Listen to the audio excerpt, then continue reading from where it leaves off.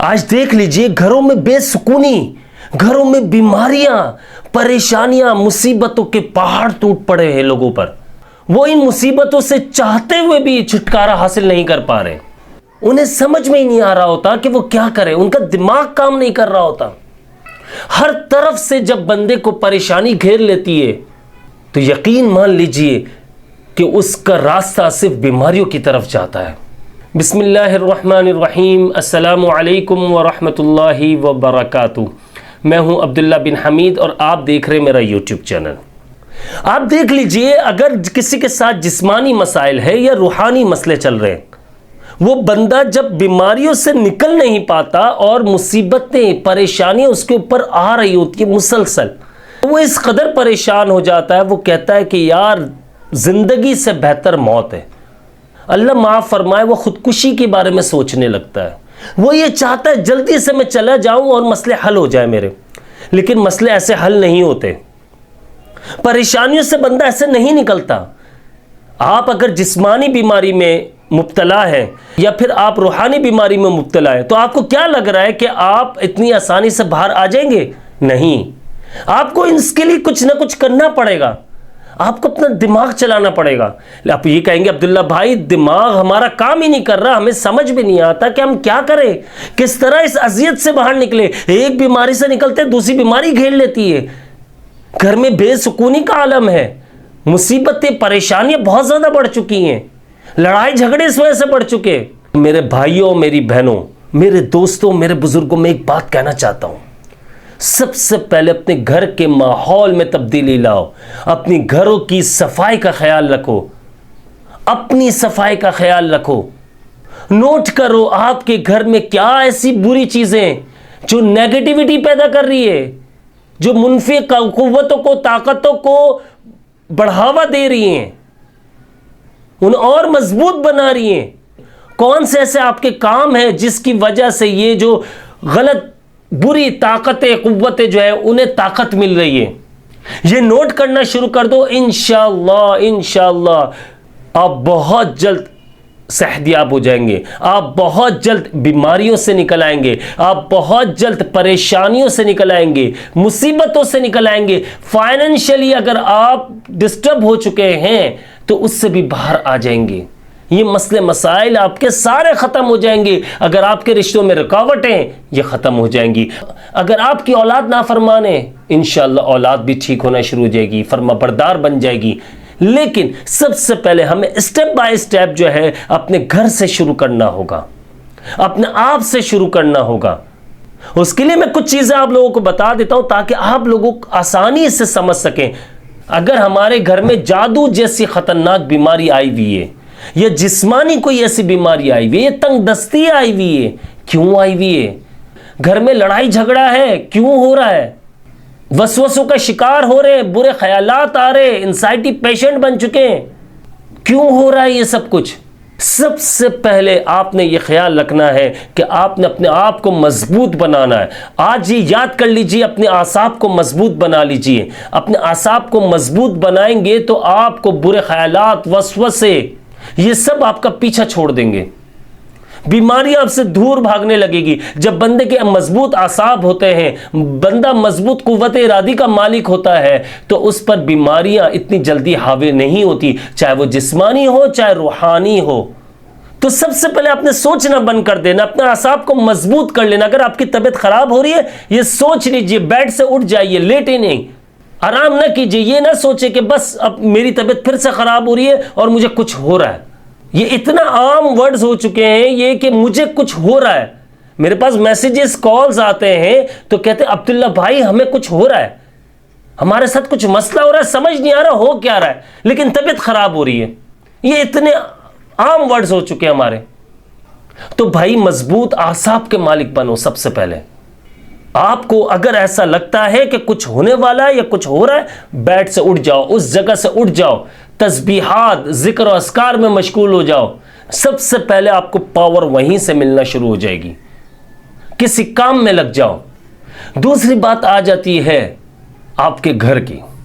अपने घर की सफाई का खास तौर पर ख्याल रखो। घर में कहीं भी आपके मिट्टी नजर नहीं आनी चाहिए। घर में धूल मिट्टी होगी, फरिश्ते नहीं आएंगे, यानी कि घर गंदा होगा तो फरिश्ते कैसे आएंगे। घर में बिखरे हुए कपड़े नहीं होने चाहिए। माह रमजान मुबारक का महीना आ रहा है, इस बात का खास ख्याल रखना है हमने। घर में चाहे वो धुले हुए हों या मैले कपड़े हों, जो उन कपड़ों की जगह है वहां पर पहुंचाया जाए। ये फैले हुए कपड़े भी आप समझ रहे यार धुले हुए हैं ये, लेकिन वॉश हुए में, और साफ कपड़े, इससे कुछ नहीं होता, बहुत कुछ होता है। आप वॉशरूम वगैरह बहुत ज्यादा साफ रखा करें।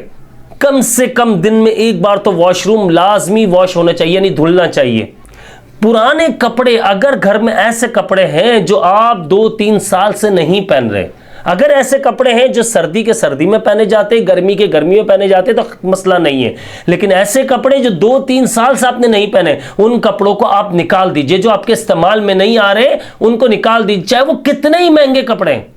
ये नेगेटिविटी पैदा होती है, मुनफी कुव्वते ताकतें और मजबूत हो जाती है। इसी तरह घर में अगर आपके टूटी हुई प्लेटें, गिलास, ये सारी चीजें हैं, इन सब चीजों को निकाल दीजिए। इसी तरह अगर आपके घर में शूज वगैरह जो आपके पुराने रखे हुए हैं और आप वो पहनते नहीं है, उन्हें निकाल दीजिए। इसी तरह जो चीज आपकी पुरानी हो चुकी है, मिट्टी में लथपथ हुई हुई है और वो इस्तेमाल में नहीं है और इस्तेमाल के काबिल नहीं है, कोई भी चीज है, उसे घर से निकाल दीजिए। और जो जादू के मरीज हैं, कोशिश करें, जो जिस्मानी बीमारी में हैं, कोशिश करें दूसरों के कपड़े ना पहने। इस तरह अगर किसी इंसान के साथ कोई मुनफी कुव्वत ताकत है, आपको नहीं पता वो बंदा पाक रहता है ना पाक रहता है, क्या है, किसी के भी कपड़े आप पहन लेते हैं तो इससे बहुत ज़्यादा नुकसान होता है। वो कुव्वत ताकतें, जो मुनफी कुव्वत ताकतें होती हैं, जो शैतानी कुव्वत ताकतें, अगर मैं खुले अल्फाजों में समझाऊं आपको, तो वो आप पर हावी होना शुरू हो जाती है। आप वैसे ही पहले आप बीमार चल रहे हैं और मजीद बीमार होने लग जाते हैं। इसके बाद आ जाती है अपना ख्याल रखना। अपना ख्याल रखने में अपने आप को साफ रखना, हर तरह से साफ रखें अपने आप को, अपने कपड़ों को भी साफ रखें। अब सबसे अहम बात मैं आप लोगों को बताने जा रहा हूं, वो बहुत अहम है, उसे लाजमी सुन लीजिएगा कि आपने नमाज की पाबंदी करनी है। मैं कहता हूं जो लोग नमाज नहीं पढ़ते और काफी टाइम से नहीं पढ़ रहे, यार आप सिर्फ फर्ज नमाज पढ़ लिया करो, कम से कम फर्ज का बोझ लेकर तो नहीं मरेंगे हम।